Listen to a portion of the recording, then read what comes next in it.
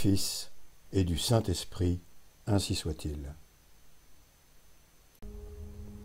Poursuivons dans la lecture du livre de Monseigneur Gaume, l'Angélus, avec la 9e lettre du 17 juin 1872.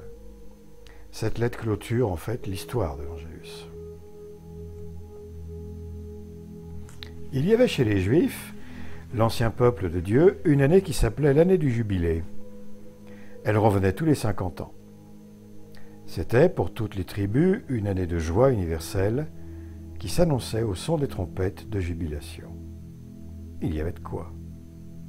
Dans cette année, vivement attendue, toutes les dettes étaient remises, les esclaves rendus à la liberté, et chacun rentrait en possession du patrimoine de ses pères. Le nouveau peuple de Dieu, les chrétiens, ont aussi leur année jubilaire. Fixée d'abord à tous les 100 ans, elle le fut plus tard à tous les 50 ans. À raison des besoins de plus en plus pressants d'un monde qui vieillit et de l'intelligente sollicitude de pape, elle revient aujourd'hui tous les 25 ans. Dans la langue de l'Église, elle s'appelle l'année sainte, ou l'année du grand jubilé, et s'ouvre à Rome avec une incroyable solennité. Elle est sainte en effet, et par cela même bien autrement riche que celle des anciens. Sainte et 3 fois sainte, parce que si les chrétiens le veulent, toutes les dettes qu'ils ont contractées envers la justice divine leur sont remises. Sainte parce que tous les esclaves du démon sont mis en liberté. Sainte parce que tous les enfants prodigues qui ont gaspillé l'héritage paternel rentrent en possession de leur divine propriété. Afin de fixer l'attention de tous ces enfants sur le grand pardon de l'année sainte et de les exciter à ne reculer devant aucun effort pour l'obtenir, l'Église suspend toutes ses indulgences. Quelques-unes seulement sont exceptées. N'est-il pas bien glorieux pour l'Angélus d'être de ce petit nombre ? Et l'Église pouvait-elle mieux nous montrer l'importance qu'elle attache à cette puissante prière ? Les 2 indulgences de l'Angélus, dit Benoît XIII, ne sont pas suspendues pendant l'année sainte. Même déclaration de la part de Benoît XIV, de Clément XIV et de Léon XII. Ce n'est pas tout. Voulant à tout prix que l'Angélus soit toujours récité et les indulgences toujours gagnées, les souverains pontifes ont fait les concessions suivantes. Lorsque le bref universel et perpétuel de Benoît XIII eut été publié, des réclamations se firent entendre.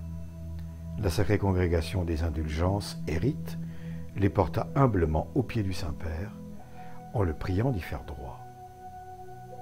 Elle dit : « Comme il a été exposé à sa sainteté que les réguliers et ceux qui demeurent dans les maisons religieuses sont souvent occupés au moment où sonne l'Angélus, du matin, du midi et du soir, à des actions qui tiennent à l'observance régulière, et ne peuvent alors, pour cette raison, réciter l'Angélus, on a humblement demandé en leur nom de pouvoir, en vertu d'une dispense du siège apostolique, dire l'Angélus dans un autre moment et gagner les indulgences. En conséquence, notre très saint Père, ayant entendu le vœu de la sacrée congrégation des indulgences et des rites, a daigné accorder à tous les réguliers et aux autres qui vivent dans des maisons religieuses, si, comme il a été dit, au moment où l'Angélus sonne, ils sont occupés à des œuvres en rapport avec l'observance régulière, la faveur de pouvoir gagner les indulgences, pourvu qu'aussitôt l'ouvrage fini, ils récitent l'Angélus à genoux et avec dévotion. Par les personnes qui jouissent de la faveur indiquée ci-dessus, il faut entendre tous les religieux de l'un et de l'autre sexe, ainsi que toutes les personnes vivant en communauté, occupées au son de l'Angélus à quelque action prescrite par leurs règles ou par leur constitution. Pénétré comme son prédécesseur de l'importance religieuse et sociale de l'Angélus, Benoît XIV d'illustre mémoire précise la manière de réciter l'Angélus et le Regina Coeli, afin de ne pas perdre les indulgences. Puis il ajoute une nouvelle concession en faveur des personnes qui ne seraient pas le Regina Coeli. Dans la déclaration de ce grand pape, tu vas voir que sa volonté est que l'Angélus soit récité toujours, partout, et par les ignorants comme par les savants. François Jean-Antoine Gadani, prêtre cardinal de la Sainte Église romaine, du titre des Saint-Sylvestre et Martin Aumont, vicaire général de sa sainteté.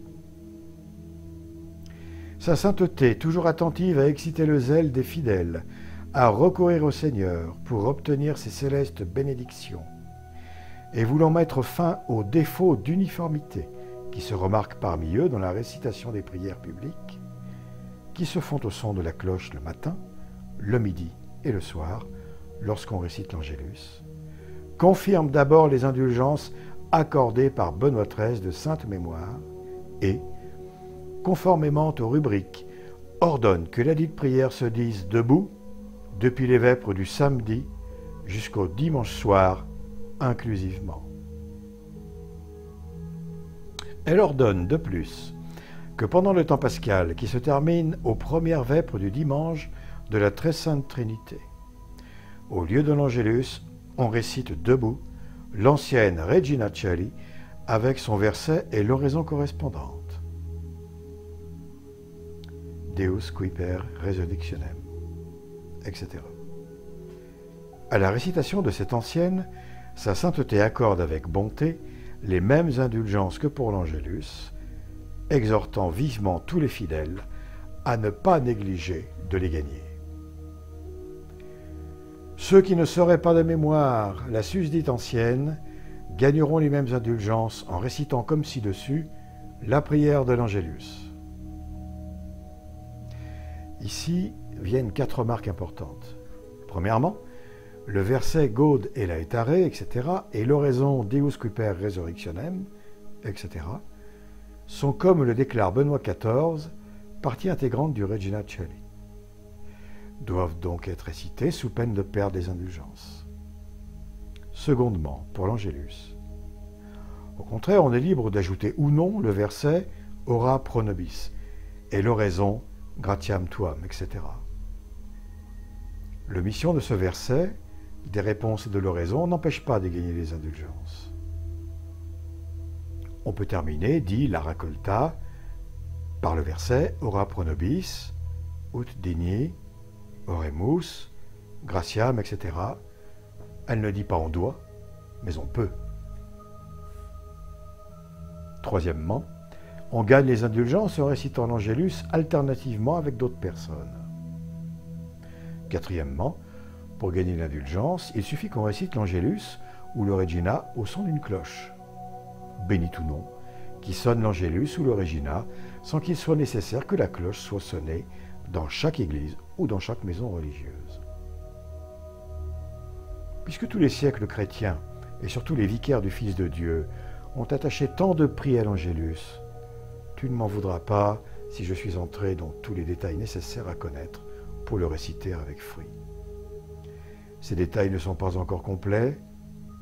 À mesure que les calamités menacent le monde de plus près et prennent des proportions plus alarmantes, les sentinelles du Vatican insistent sur la nécessité de l'Angélus et, par des concessions nouvelles, en facilitent la récitation. On était en l'an 1781. Le bruissement de l'effroyable tourmente, qui s'appelle la Révolution française, se faisait entendre de jour en jour plus distinctement. C'est alors qu'à la prière de la Sacrée Congrégation de la Propagande, Pie VI, d'auguste et vénérable mémoire, donna le rescrit dont les événements allaient montrer le providentiel à propos. Dans l'audience qui m'a été accordée le 18 mars 1781, dit le secrétaire de la Sacrée Congrégation, notre très saint Père, par la divine providence, le pape Pie VI, a daigné faire cette bienveillante concession que, dans les lieux où n'existe pas l'usage des cloches, tous et chacun des fidèles, au moins contrits de cœur, qui 3 fois le jour, savoir dès le matin, vers midi et sur le soir, réciteront la pieuse prière qui commence par Angelus Domini, avec 3 Ave Maria ou le Regina Coeli, pendant le temps pascal, pourront gagner toutes les indulgences accordées jusqu'ici par les souverains pontifes à ceux qui récitent les mêmes prières au son de la cloche. Cela malgré toute opposition contraire. Qu'il est donc vrai de dire que la Providence ne tâtonne jamais et qu'à heure fixe, elle inspire au chef suprême de l'Église les mesures nécessitées par les circonstances pour le bien des peuples et le salut des fidèles.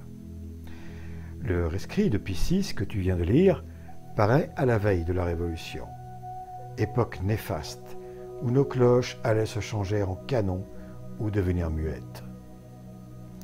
C'est ainsi que le dogme béni de l'infaillibilité pontificale a été proclamé le 18 juillet 1870, 24 heures avant la déclaration de guerre qui allait pour un temps indéterminé suspendre les travaux du concile. Tant pis pour ceux qui ne remplissent pas d'une respectueuse admiration ces merveilleuses coïncidences. Ils peuvent dire comme les grossiers matérialistes dont parle l'Écriture, « Le soleil de l'intelligence ne s'est pas levé pour nous. » Tant pis surtout pour ceux qui n'y voient qu'un jeu du hasard, comme si le hasard, qui n'est qu'un mot, savait jouer un jeu quelconque.